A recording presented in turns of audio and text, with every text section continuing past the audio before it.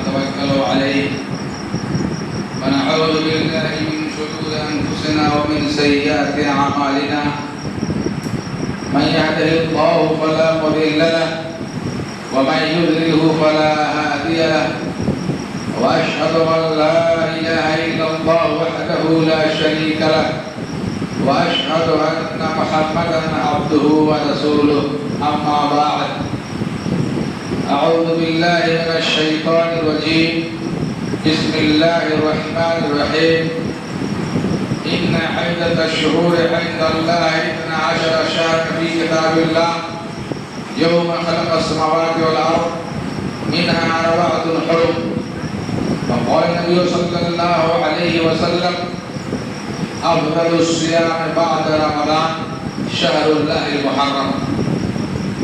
سامعین کرام،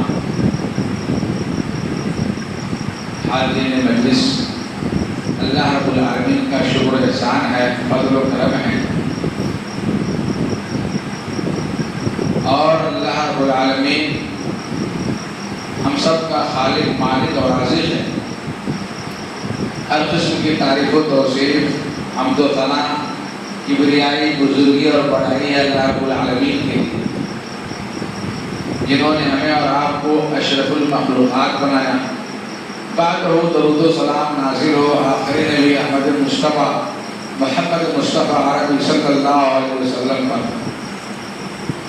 حضرات گرامی، ہم اور آپ جس مہینے میں داخل ہوئے ہیں، جو مہینہ ہمارے اور آپ کے اوپر سایہ فگن ہے، یہ محرم کا مہینہ ہے۔ ہم سب محرم کے مہینے میں داخل ہو چکے ہیں۔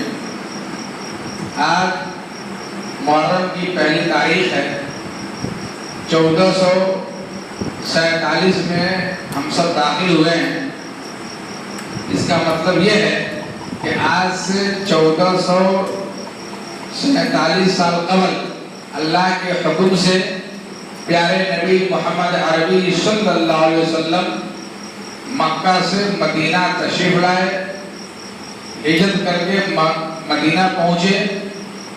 اسی واقعے ہجرت کی طرف نسبت کرتے ہوئے ہجری سن کا آغاز ہوا۔ عمر بن خطاب رضی اللہ تعالیٰ عنہ کے دور خلافت سن 17 ہجری سے اس ہجری سن کا آغاز ہوا۔ بہرحال یہ محرم کا مہینہ ہے۔ اس مہینے کو شہر اللہ یعنی اللہ کا مہینہ کہا جاتا ہے، اور سفر اول بھی کہا جاتا ہے۔ یہ اللہ کا مہینہ ہے، محرم کا مہینہ ہجری اور عربی اسلامی کیلنڈر کے اعتبار سے سال کا یہ پہلا مہینہ ہے۔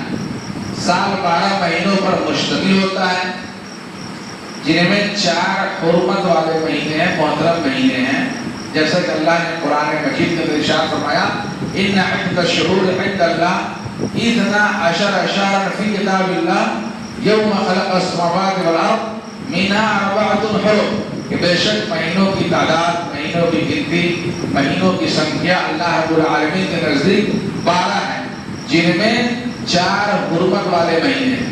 اللہ کے نبی صلی اللہ علیہ وسلم نے ارشاد فرمایا السنۃ 12 شہرا منها 4 حرم، کہ سال 12 مہینوں پر مشتمل ہوتا ہے، جن میں 4 محترم مہینے ہیں، حرمت والے مہینے ہیں۔ اس ماہ محرم کے علاوہ دیگر جتنے مہینے ہیں، رمضان کے مہینے کے بعد یہ محرم کا مہینہ یہ اللہ کا مہینہ کہا جاتا ہے۔ اس مہینے میں روزے رکھنے کی بڑی اہمیت ہے، بڑی فضیلت ہے۔ اللہ کے نبی صلی اللہ علیہ وسلم سے پوچھا گیا کہ فرض نمازوں کے بعد کون سی نماز افضل ہے، کون سی نماز بہتر ہے؟ تو آپ صلی اللہ علیہ وسلم نے فرمایا صلاۃ اللیل یعنی رات کی نماز۔ رات میں جاگ کر اگر نماز پڑھتے ہیں، قیام اللیل کرتے ہیں، تو یہ رات کی نماز فرض نمازوں کے بعد افضل نماز ہے۔ افضل الصلاۃ بعد المکتوبہ صلاۃ اللیل، فرض نماز کے بعد افضل نماز رات کی نماز۔ پھر آپ صلی اللہ علیہ وسلم سے پوچھا گیا کہ رمضان کے روزے کے بعد کون سا روزہ افضل ہے؟ تو آپ نے فرمایا افضل الصیام بعد رمضان شہر اللہ المحرم، کہ رمضان کے روزوں کے بعد افضل روزہ، بہترین روزہ محرم کا روزہ، یعنی اللہ کے مہینے محرم کا روزہ۔ یہ جو محرم کا مہینہ ہے یہ اللہ کا مہینہ ہے، اس میں یوم عاشورہ یعنی محرم کی 10 تاریخ کو روزہ رکھنا یہ رمضان کے بعد افضل ترین روزوں میں سے ہے۔ اللہ کے نبی صلی اللہ علیہ وسلم جب ہجرت کر کے مدینہ آئے تو آپ صلی اللہ علیہ وسلم نے یہودیوں کو یوم عاشورہ یعنی محرم کی 10 تاریخ کا روزہ رکھتے ہوئے دیکھا تو آپ نے سبب پوچھا کہ آخر یہ روزہ کیوں رکھتے ہیں، اس کی وجہ کیا ہے؟ تو آپ صلی اللہ علیہ وسلم کو جواب دیا گیا، یہودیوں نے جواب دیا کہ محرم کی 10 تاریخ کو اللہ تبارک و تعالیٰ نے موسیٰ علیہ السلام اور بنی اسرائیل کو یعنی موسیٰ اور ان کی قوم کو محرم کی 10 تاریخ کو فرعون کے ظلم سے نجات دیا۔ فرعون کے ظلم سے موسیٰ علیہ السلام کو نجات دی گئی، اسی خوشی میں شکرانے کے طور پہ موسیٰ علیہ السلام روزہ رکھتے تھے۔ تو ہم لوگ بھی موسیٰ علیہ السلام کی اس سنت پر عمل کرتے ہوئے شکرانے کے طور پہ یوم عاشورہ کا روزہ رکھتے ہیں، یعنی محرم کی 10 تاریخ کو روزہ رکھتے ہیں۔ اللہ کے نبی صلی اللہ علیہ وسلم نے جواب دیا کہ میں تو موسیٰ علیہ السلام کے نبوت کے لحاظ سے نسبتی بھائی ہیں۔ موسیٰ علیہ السلام ہمارے نبوت کے اعتبار سے نسبتی بھائی، ہم زیادہ حقدار ہیں، زیادہ مستحق ہے کہ عاشورہ کا روزہ رکھے۔ چنانچہ آپ صلی اللہ علیہ وسلم نے لوگوں کو اس کی اہمیت اور فضیلت بتاتے ہوئے فرمایا کہ صوموا یوم عاشورہ وخالف فی الیہود، صوموا یوم قبل یوما او بعد یوما، کہ اے لوگوں تم عاشورہ کا روزہ رکھو لیکن بشرطے کہ یہودیوں کی مخالفت بھی کرو۔ کس طرح سے؟ یہودی ایک دن روزہ رکھتے ہیں اور تم لوگ 2 دن رکھو۔ عاشورہ یعنی 10 تاریخ سے 1 دن پہلے 9ویں تاریخ کا روزہ رکھو یا 1 دن بعد 11ویں تاریخ کا روزہ رکھو۔ 2 دن روزہ رکھنے سے یہودیوں کی مخالفت بھی ہو جائے گی اور شکرانے کے طور پہ موسیٰ علیہ السلام کی جو سنت ہے اس پر بھی عمل ہو جائے گا۔ اس روزے کا فائدہ کیا ہے؟ اللہ کے نبی صلی اللہ علیہ وسلم نے بیان فرمایا کہ یوم صیام یوم عاشورہ احتسب علی اللہ ان یکفر السنۃ التي قبل، عاشورہ کا روزہ رکھنے سے پچھلے 1 سال کا گناہ معاف ہو جاتا ہے، یعنی 1 سال کے گناہوں کا یہ کفارہ ہے۔ اگر ہم عاشورہ کا روزہ رکھتے ہیں، محرم کی 10 تاریخ کا روزہ رکھتے ہیں تو پچھلے 1 سال کے گناہوں کا یہ کفارہ ہے، پچھلے 1 سال کے گناہ مٹا دیے جاتے ہیں۔ تو محرم کے تعلق سے یہی بات ہے کہ محرم یہ اللہ کا مہینہ ہے، سال کا یہ پہلا مہینہ ہے اور اس 10 تاریخ کو یوم عاشورہ کا روزہ رکھا جاتا ہے۔ 2 دن روزہ رکھنا ہے، 9 تاریخ اور 10 تاریخ کو یا 10 اور 11 تاریخ کو۔ اس کے علاوہ اس ماہ محرم کی کوئی ایسی کوئی بات یا فضیلت یا جو ہے نا تہوار کی شکل دینا اور ماتم اور غم کے نام پر محرم کی 10 تاریخ کو جلوس، نعرے بازی کرنا، جلوس نکالنا، ڈھول تاشے بجانا، نغمے گانا یا اس طرح سے چراغاں کرنا اور کیا کہتے ہیں غم و غصے کا اظہار کرنا، تیغ و تلوار کے ساتھ سڑکوں کو جام کرنا، یہ سب بدعت ہے، خرافات ہے، رسم و رواج ہے۔ دور دور تک اسلام سے اس کا کوئی لینا دینا نہیں ہے، دور دور تک اسلام سے اس کا کوئی رشتہ نہیں ہے۔ اگر 10ویں تاریخ کو، محرم کی 10ویں تاریخ کو شہادت حسین کی طرف نسبت کرتے ہوئے غم و غصہ کا اظہار کرتے ہیں، تہوار کی شکل دیتے ہیں، اپنے آپ کو لہو لہان کرتے ہیں، تو یہ بدعات ہے، خرافات ہے، واہیات ہے۔ اللہ نے کہہ دیا الیوم اکملت لکم دینکم واتممت علیکم نعمتی ورضیت لکم الاسلام دینا۔ اس آیت کریمہ سے دین اسلام مکمل ہو چکا ہے، اس میں نئی چیز کو ایجاد کرنا حذف کرنا، اضافہ کرنا ایسی کوئی گنجائش نہیں ہے۔ اگر ہم نئی چیز کو ایجاد کرتے ہیں، تہوار کی شکل دیتے ہیں تو سراسر یہ بدعت ہے۔ اللہ کے نبی صلی اللہ علیہ وسلم نے فرمایا کل محدثۃ بدعہ، دین میں ہر نئی چیز بدعت ہے، وکل بدعۃ ضلالہ، ہر بدعت گمراہی ہے، وکل ضلالۃ فی النار، اور یہ گمراہی جہنم تک لے جانے والی چیز ہے۔ تو اس سے پتہ چلا کہ محرم کی 10ویں تاریخ کو یوم عاشورہ کو تعزیہ منانا، کہا منانا، جلوس نکالنا، تہوار کی شکل دینا، غم و غصہ کا مہینہ ماننا، ماتم منانا، اپنے آپ کو لہو لہان کرنا، اس طرح کی کوئی چیز اسلام میں نہیں ہے۔ یہ اسلام سے خارج عمل ہے، یہ واحیات بدعت اور خرافات ہے۔ ہاں، محرم کے مہینے بہت سارے واقعات ہوئے ہیں پہلے بھی، شہادت حسین کے علاوہ بھی ماہ محرم میں بہت سارے تاریخی واقعات ہیں۔ جیسے اللہ تبارک و تعالیٰ نے موسیٰ علیہ السلام سے کوہ طور پر ہم کلام ہوئے، بات چیت کیے، تو محرم کا مہینہ تھا۔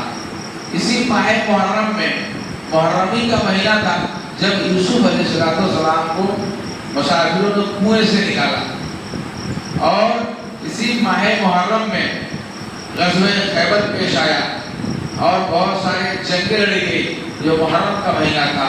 ام ابراہیم ماریہ قبطیہ کا انتقال محرم کے مہینے میں ہوا۔ ابوبکر صدیق رضی اللہ تعالیٰ عنہ کے والد محترم ابو قحافہ کا انتقال بھی محرم کے مہینے میں ہوا۔ اسی طرح سے یونس علیہ السلام کو اللہ نے مچھلی کے پیٹ سے نکالا، نجات دیا، وہ محرم کا مہینہ۔ تو محرم کے مہینے میں بہت سارے واقعات ہیں، بہت سارے حادثات ہیں۔ تو اس کا یہ مطلب نہیں ہے کہ اس کی طرف نسبت کرتے ہوئے غم یا خوشی کا مہینہ سمجھنا، تہوار کی شکل دینا، اس کی ذرہ برابر گنجائش نہیں ہے۔ اسی ضمن میں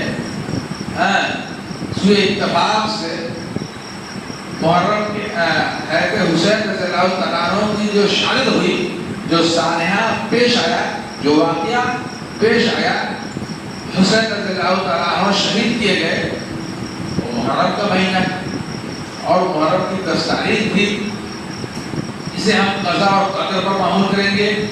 البتہ انہیں جنہوں نے شہید کیا وہ قابل لعنت ہے، اس میں کوئی شک نہیں ہے، اور اس کو قضا اور قدر پر معمول کرتے ہوئے ہم کہیں گے کہ جس نے بھی اس کام کو انجام دیا وہ بلا شبہ اس پر اللہ کی لعنت ہو۔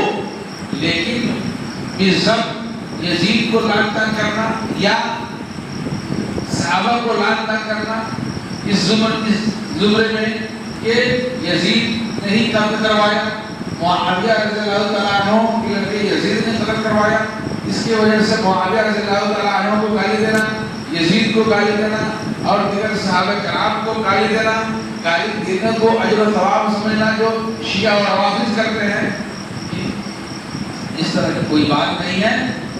اس واقعے کو، اس سانحے کو ہم قضا اور قدر پر معمول کریں گے، اور ظاہر بات ہے نبی کریم صلی اللہ علیہ وسلم کے نواسے تھے، علی رضی اللہ تعالیٰ عنہ اور فاطمہ رضی اللہ تعالیٰ عنہ کے بیٹے تھے۔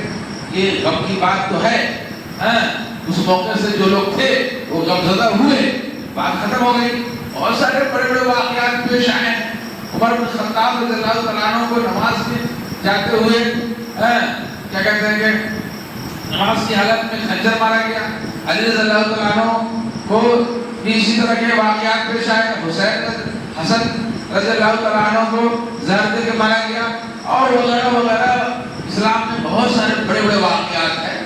تو اس تاریخ کو بطور وفات منانا یا اس تاریخ کو غم و غصے کا اظہار کرنا، تہوار کی شکل دینا، یا پورے مہینے کو ماتم سمجھتے ہوئے شادی بیاہ جیسے اہم کام کو انجام نہ دینا، اس کا اسلام سے کوئی تعلق نہیں۔ یہ اپنی طرف سے یاد ہے، یہ واقعات ہے، خرافات ہے، اس سے بچنا چاہیے۔ اس طرح کی کسی بھی ایکٹیویٹیز میں، کسی طرح کے نشاط اور کام میں ہمیں شریک نہیں ہونا چاہیے، چاہے تعزیہ ہو، ڈھول ہو، تہا ہو۔ اگر ایسا کرتے ہیں، شریک ہوتے ہیں، تو یہ تعاون علی الاثم والعدوان ہوگا۔ اللہ نے فرمایا تعاونوا علی البر والتقوی ولا تعاونوا علی الاثم والعدوان۔ بر نیکی تقوی اور بھلائی کے کاموں پر مدد کرو، تعاون کرو، اس گناہ اور برے کاموں سے دور رہو، اس پر تعاون نہ کرو، اس کا ساتھ نہ دو، اس کی مدد نہ کرو، یہ کہا گیا ہے۔ اور یہ تعزیہ گاہا جلوس نعرے اگر اس میں شریک ہوتے ہیں تو یہ تعاون علی الاثم والعدوان کا شمار ہوگا۔ بہرحال میرے محترم بزرگوں دوستو، یہ محرم کا مہینہ اس میں ہم داخل ہوئے ہیں، یہ عربی اسلامی ہجری کیلنڈر کا پہلا مہینہ ہے، یہ اللہ کا مہینہ ہے۔ ہمیں چاہیے کہ آنے والا جو یوم عاشورہ ہے، محرم کی 10 تاریخ ہے، 9 تاریخ اور 10 تاریخ یا 10 یا 11 تاریخ عاشورہ کے روزے کا آپ اہتمام کریں، لوگوں کو بتائیں، ورگلائیں، اور دیگر تمام اعمال بدعات خرافات واہیات جو اس ماہ محرم میں انجام دیا جاتا ہے اسے گریز کرے، پرہیز کرے۔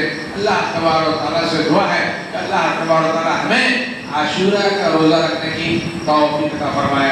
اللہ تبارک و تعالیٰ اس ماہ محرم میں دیگر نیکی کے کاموں کو، اعمال صالحہ کو انجام دینے کی توفیق عطا فرمائے، اور جتنے مروجہ بدعات و خرافات اور روایات ہے اس ماہ محرم کے تعلق سے جو لوگوں نے انجام دے رکھا ہے، ایجاد کر رکھا ہے، تعزیہ کا معاملہ ہو یا گروہ تاشے کا معاملہ ہو، ان تمام بدعات و روایات اور خرافات اور مروجہ رسومات سے بچنے بچانے کی توفیق عطا فرمائے۔